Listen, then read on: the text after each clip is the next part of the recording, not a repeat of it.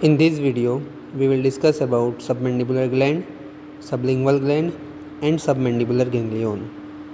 Submandibular gland, as you can see, it's a large salivary gland situated in the anterior part of digastric triangle.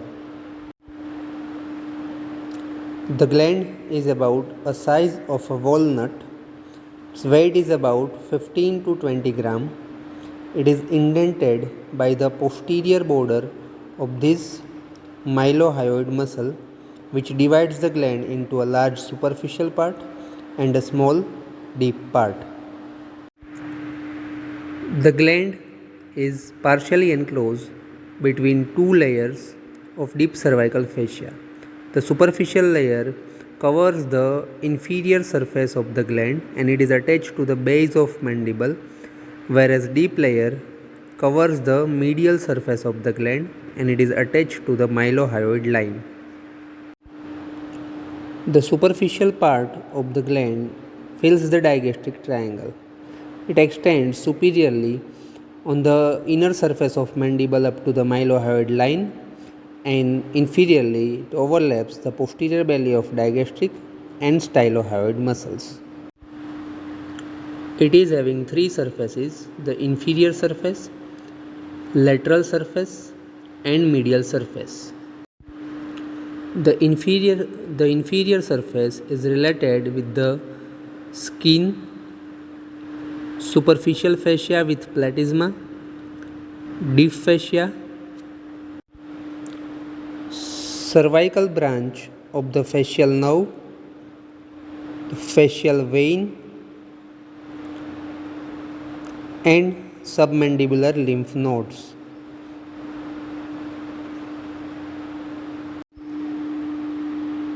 The lateral surface is related with the submandibular fossa on the mandible, insertion of medial pterygoid muscle and fascial artery. The relations of the medial surface are divided into three parts: the anterior part, middle part and posterior part.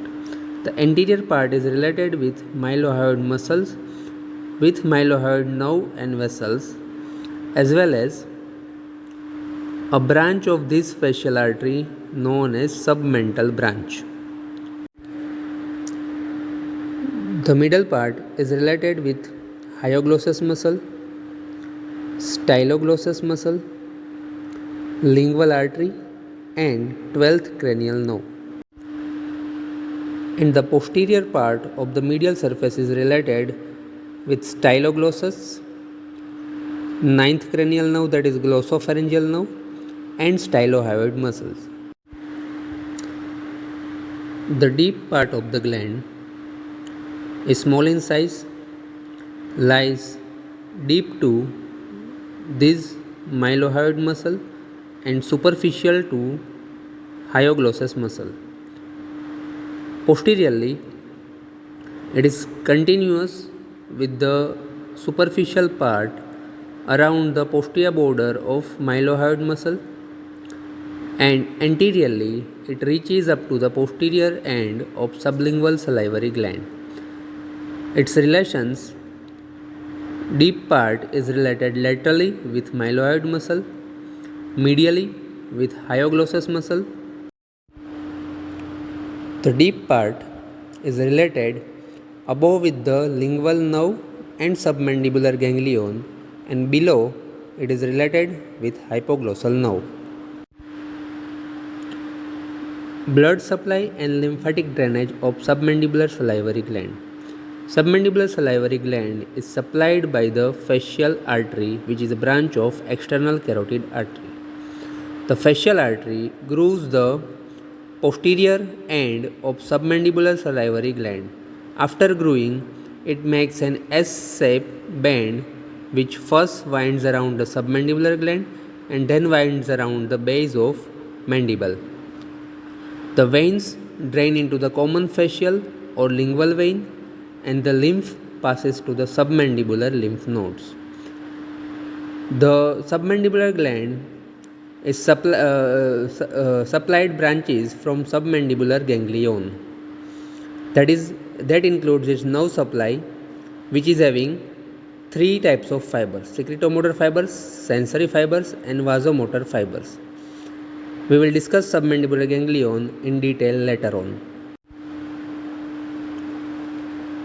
The submandibular duct is thin-walled, about 5 cm long, emerges at the anterior end of the deep part, then it runs upwards and forwards on the hyoglossus muscle between lingual and hypoglossal nerve. The duct opens into the floor of mouth at the summit of sublingual papilla. The sublingual salivary gland is the smallest of the salivary gland, shaped like an almond. Its weight is about 3 to 4 gram. It is related above with the mucous membrane of the mouth. Below there will be mylohyoid muscle. On the lateral side, sublingual fossa. On the medial side, genioglossus muscle. In front, sublingual gland meets with the sublingual gland of opposite side, and behind it comes in the contact with the deep part of submandibular gland. It is having about 15 ducts. Majority of these ducts open into the floor of mouth on the summit of sublingual fold. Only few of them join the sublingual duct. The gland receives blood supply from the lingual artery as well as submental arteries, and its nerve supply is similar to the submandibular salivary gland.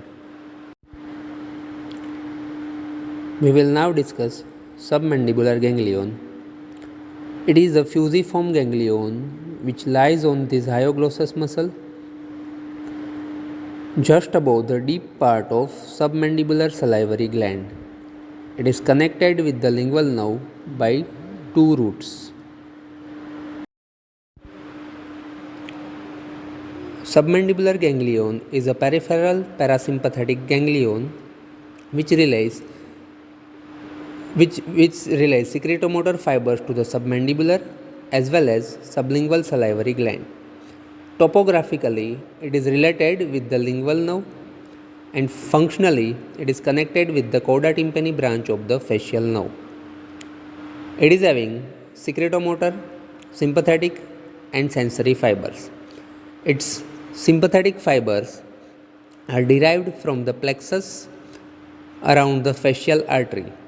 These fibers are the postganglionic fibers arising from superior cervical ganglion, which passes through the submandibular ganglion without relay and gives vasomotor fiber to the submandibular and sublingual salivary glands. The sensory fibers to the ganglion are derived from the lingual nerve.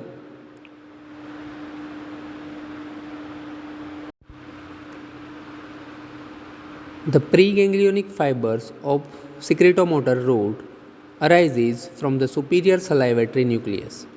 From here, fiber enters the nervus intermedius, then into the facial nerve, then into its cauda tympani branch, which joins the lingual nerve and ultimately goes into the submandibular ganglion. From the submandibular ganglion, postganglionic fiber will supply the submandibular and sublingual salivary glands.